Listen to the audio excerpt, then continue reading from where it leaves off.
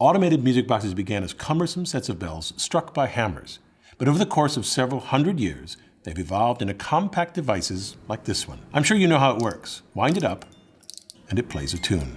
The melody is programmed on this rotating drum. The drum has protrusions called pins that pluck the teeth of the comb. The comb is a piece of steel with 18 teeth. Each tooth is a note. Longer teeth are lower notes, and shorter teeth are higher notes. The comb works like a multi-pronged tuning fork. In this high-speed video, slowed by 250 times, the drum appears not to move, but you can see the teeth vibrate. The shorter tooth is vibrating faster than this longer one. These vibrations produce the sound. The teeth are like this saw blade. When it's longer, it produces a lower note when plucked, and when shorter, it produces a higher note. Notice when you turn the comb over, the teeth don't have the same thickness. The longer teeth, the lower notes, are weighted more on the ends. This added weight lowers their resonant frequency even farther. Here, I taped a lead weight to the end of the saw blade, and it produces a lower note than without the weight. Because of this weighting, the comb is more compact. For this particular design, if the comb were unweighted, it would have to be roughly 40% longer to produce the same range of frequencies. Another advantage of the weighting is that the combs can be mass manufactured in a single size. You just cut away the proper amount of material to produce a unique set of notes. For example, although each comb has 18 notes, the specific notes vary for a particular song. Here's a music box playing London Bridge with a comb specifically designed for this melody.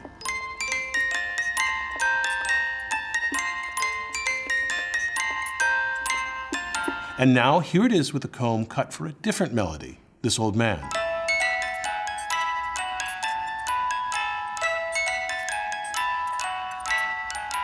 The timing is the same, but the notes are different, and it sounds odd.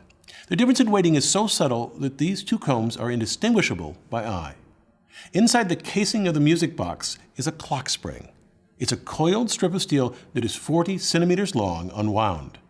The outer end of the spring has a T-shape which affixes to the casing of the music box and so holds it in place. The inner end of the spring has a slot. This slot hooks into a notch on a metal shaft. This shaft is attached to the winding key. The shaft also has an angled 6-tooth ratchet gear. This gear fits inside this larger plastic gear. On the inside, there are 4 flexible pawls so the axle turns independently from the plastic gear. This happens when the music box is wound. When the spring unwinds, the axle turns in the opposite direction and the 6-tooth gear catches the pawls, which rotates the larger plastic gear with it. This rotation drives the music box. As the spring unwinds, it rotates this bevel gear, which engages a second bevel gear affixed to the drum. But there's a problem with this setup. The spring will unwind quickly and the music will play too fast. This piece, called the governor, solves this problem. It's connected to the drum by a gear train.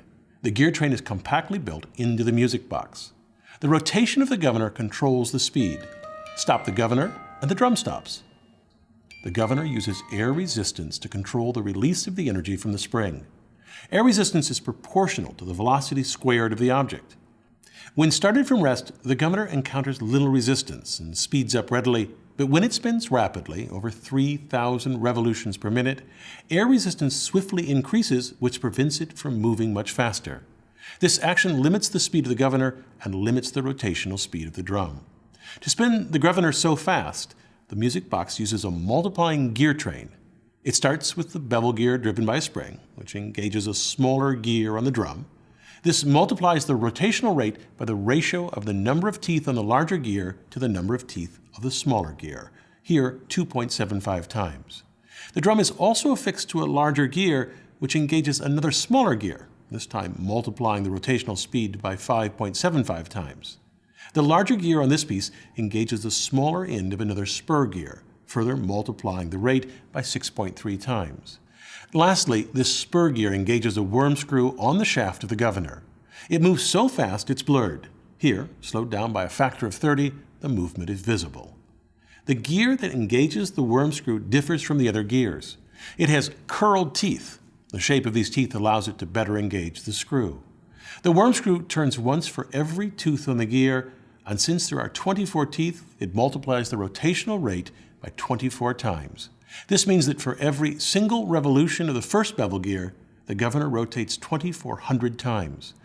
Since the first gear rotates roughly 1.5 times a minute, the governor spins at 3,600 revolutions per minute.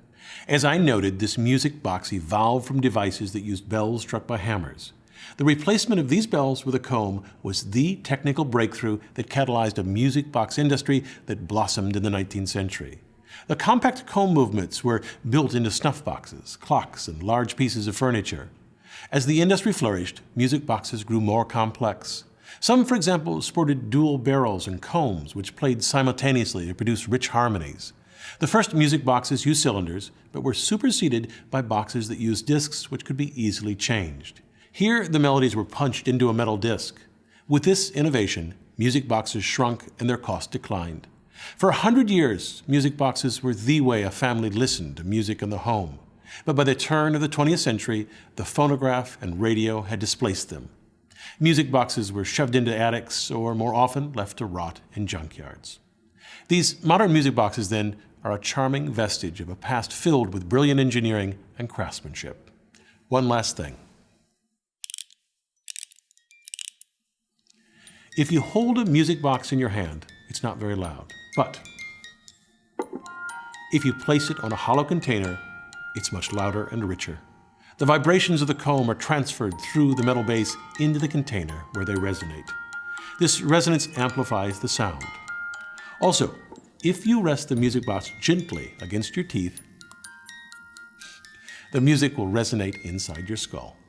So, the next time you listen to a music box, appreciate its sound, but also think of the centuries of innovation and design that led to it. I'm Bill Hammack, the Engineer Guy.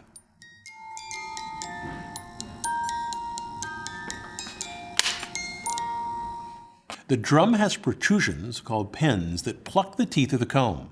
The comb? Pins, right? Pins. Okay, I'll get it. The drum has protrusions called pins. The drum has protrusions called pins? Pin. Yeah. Okay.